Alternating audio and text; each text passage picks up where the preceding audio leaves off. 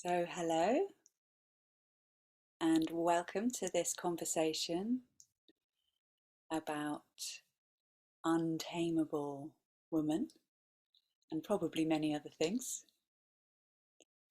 So, my name's Emma, and I'd like to introduce Elizabeth Serra, who has taught for many years, many years,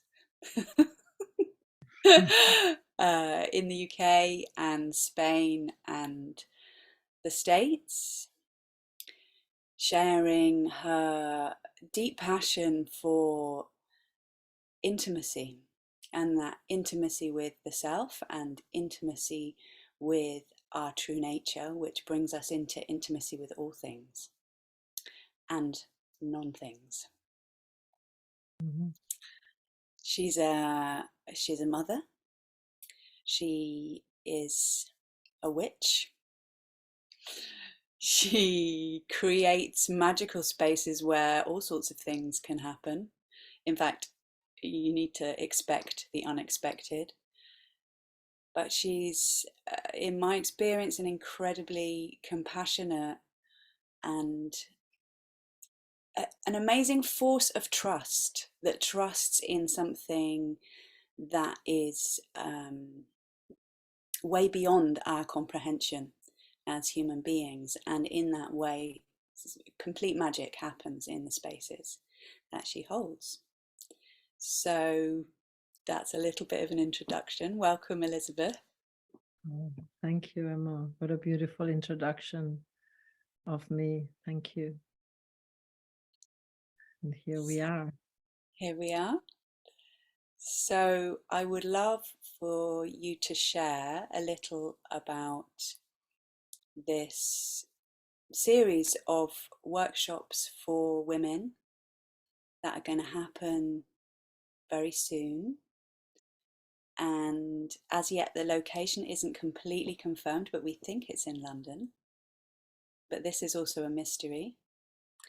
And there's various different workshops that are standalone, but they also come as a series, and they are each workshop is based on a different archetype and based on a different element. So I'd love for you to speak first a little bit about what is an archetype and how can this support us in developing a deeper understanding of ourselves. Yeah, and why have you chosen these archetypes in this way? Mhm. Okay, so let's see if I can be so succinct and simple about these opening questions of the archetypes. And the best way that I can define it, they are blueprints in the universal blueprints in the human psyche that point us towards a force in its pure form and in its shadow form as it journeys into its own integration of itself. And we all know, for example, the king, the queen, the mother, the father, the warrior, the shaman. All these are these blueprints universal across the globe of these forces. Mm. And what for me it's key to our journey as human beings is to remember who we are, because we are an extension of cosmic intelligence, of the energy that creates worlds. We are that. But somehow when we come into this three-dimensional reality, we forget. And in this forget and the process of remembering, which is different for each one of us, there is a lot of trepidation and pain and the sort of challenges that each one of us encounters. And we have been in times in modern culture where we have forgotten as well about the archetypes, the guides, before we had even religion, something that in modern culture has been thrown out of the window. So we don't have guidelines to this journey of forgetting and remembering that we are extension of life force, that we are creators, that we are awesome beings. And so we are in this kind of like mediocre existence of functioning and having and acquiring and all kind of like externals, the job, the relationship, the good work. You know, when you begin to school, you have a little bit of time in childhood where you can wander and feel the mystery, and then doom, doom, doom, schools, and you enter this conveyor belt, and then you get spat out at the end. You know, there is this program that goes on. So for good, bad, or for evil, whatever you, however we want to look at it, that's the sort of predictable journey, external journey that we have to go through and then succeed or fail. And then there is this internal world that no one guides us to, no one shows us to, more less than ever before in modern culture. It's only now that people are beginning to search again, because we are hungry. We're really hungry for inner life, because it's all about out there. It's all about getting and acquiring and looking in a certain way and being recognized and being seen, and we don't see ourselves. And that's a great tragedy. So these archetypes, this journey, which I take people into realizing that we are this life force, this intelligence that creates life in our bodies. It's like the other day, somebody was telling me there is more intelligence in your stomach, for example, and brain than in your brain. You know, the whole body, the sophistication of 24 hours of what the body does to be able to do all it does, it's unbelievable. And the disconnection we have within, and we just give it rubbish and, you know, take care of it minimal, and it still recovers and functions in an amazing way. So this little avatar that we have, which is part of this cosmic dust, entering this energy in this, is matter, is like the life force in its more dense way, matter, enters into this dimension, to this magnetic field, which is the earth. The electro is what we are. And through this entering the body is basically made of the same as the earth, is the 4 elements. And so coming to terms that the only way we can retain and use in this avatar who we are, because we are these magical beings, but we forget, and then we're in these little conditioned robots. So once we activate the earth element, which is the ground, the sense of security, safety, belonging in us, and we feel it not as a concept, not as just as Pachamama out there, Pachamama inside as an experience in your energy field. And then we go, so that gives you that sense. Then we go through the warrior, which is the fire, which is our will, which is freeing it from its trapped energy in history and all the frustration of growing up and all the things that happen that hurt us, in all the restrictions and chains and conditioning that we couldn't break free. And a lot of our anger and violence comes from that story, history, and inherited. So how do we use our fire in service of life, of our passion, our will? Free up the will, free up the choices, free up our direction, free up our capacity to seek, free up our capacity to discriminate and put boundaries shamelessly without hurting yourself or another. Then we go into that's the other element, is the third water. which is the feeling flow, our capacity to ride our emotions, our sensuality, our, underneath the skin, there is the fascias, and they full their bags of water, and they connect with another body. And when the two bodies comes together, the two hands, or these two hands, my own two hands, they transmit right of the cells, and they go, whoop, like, what'd you say? So they're picking up all the information. Yeah, and that's how that's why it's so powerful when we make physical contact with another. So all of this, we learn how to negotiate and feel what is connection, what is relationship at the inner emotional feeling flow level, the erotic as well. And then we go back to the air, to the space, which is your own unique connection with source,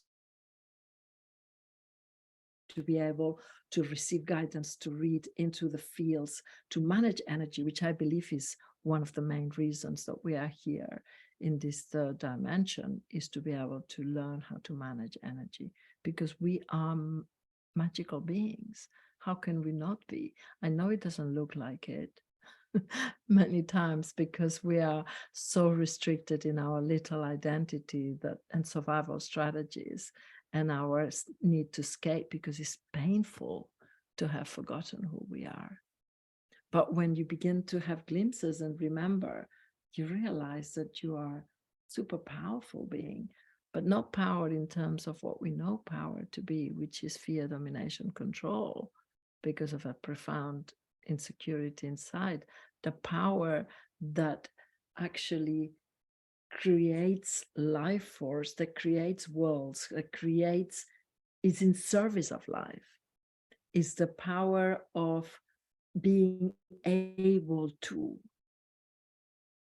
express in every way your unique soul expression is meant to hear, to be expressed, because you're unique, we're all unique, we're irrepeatable and unique.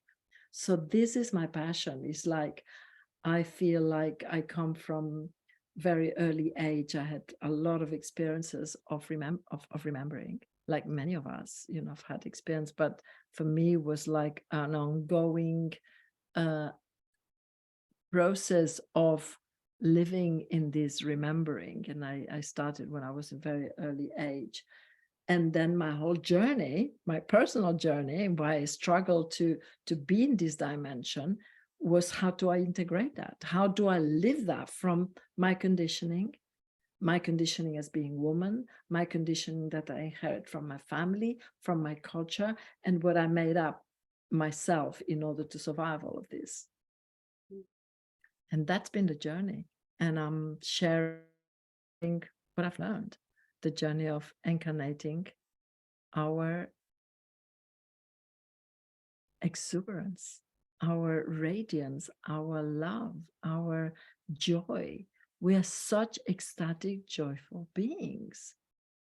And everyone that's listening to this conversation knows, I believe, wholeheartedly, even if you don't remember, that everybody that knows has experienced moments of joy, of profound ecstatic, even if it's seconds, when you have fallen through and the clouds of the mind have parted.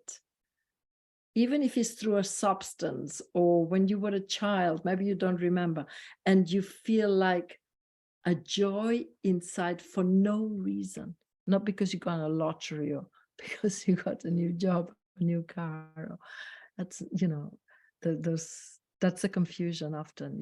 We think that enjoying the things that this dimension can give us is the source of happiness, and it's not. Is the source of happiness is accessing this joy. So that's what I intend to bring in London. Sounds great. And So you are going to be there. I'm going to be there. I'm going to be there the very first weekend. I'm not going to be there, but I am going to be there all the rest of the time.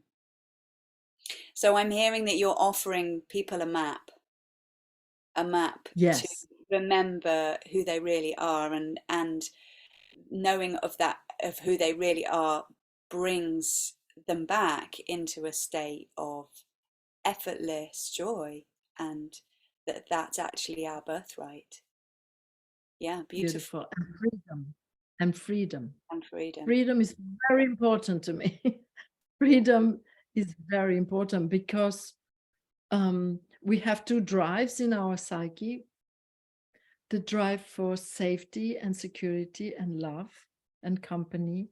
And that's why, you know, it is very much in a couple's culture, and I mustn't be alone. And, you know, it's almost like a shame or a failure if you're not in a partnership with somebody, you know. It covers the gap. So there is a drive, and then it's kind of mm, amplified into a sense of a lack. And the other drive is to freedom. And they're both equal. When they're both unite, then is the end of these needy, codependent ways in which we do our exchanges, and we begin to control ourselves or other, because this is not united. And then a lot of people who live together and is like loss of, I feel safe, I feel security, I feel somebody's going to come home and it's going to make me feel not alone, but I don't feel free. Or vice versa. The ones that are in that end, you know, they're free, but, you know, they don't have that cozy feeling of, yeah, yeah. So So this is also an opportunity for women to gain a deeper relationship with themselves, so they're not in that looking for the other to complete themselves in that way that we're conditioned. very It deeply. can support that remembering that we are the one that we've been waiting for. I feel passionate about women stop being what I call, I know that might be difficult to hear, but beggars, love beggars, and eating the crumbs from under the table. And there is a reason why we have, and this story and a history that got us to this place. And all of us have touched those places in us. And that syndrome is easy to stop, and establishing that kind of bonds when you begin to incarnate and remember who you are and incarnated. And so this is a series of workshops, as we said, it's standalone. They're standalone. But would you recommend people join the whole series, or is it something that you feel people can just pick and choose, or what would you speak Well, to? I mean, this is an exceptional event in which I do pick and choose and single, so there is no commitment to come to all of them. And because obviously these journeys I do is they take a year and a half, and it's a committed journey, and there is lots of layers and process, and the writings and artwork, and there's lots of aspects to it, ending up in an initiation. So this is my first one. No, I did, when I came to Spain, I did a series of single archetypal, but it's not my usual way. And my concern always is that it can lose, obviously, the depth of a close group. But what I dream and hope is that the people that come to the first weekend, they will want to come to all of them.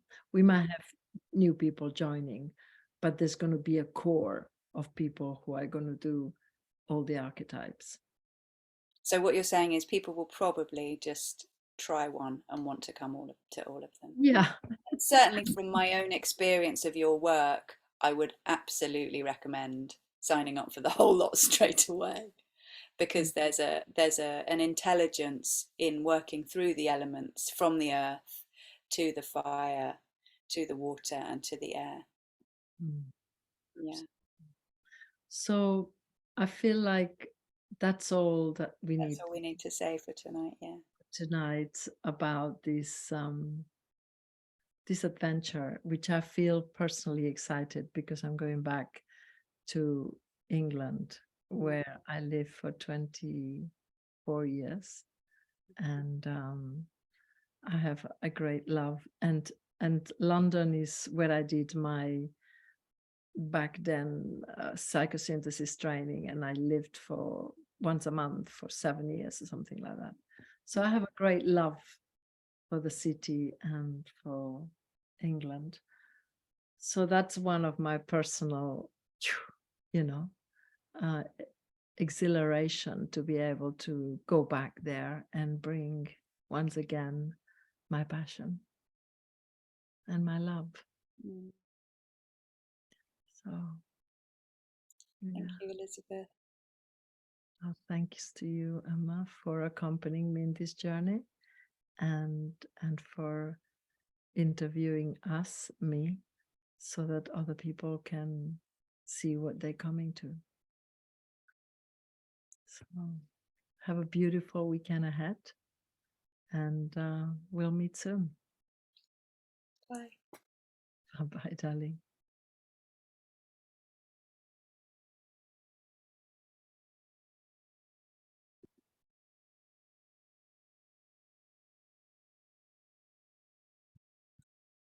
You need to stop.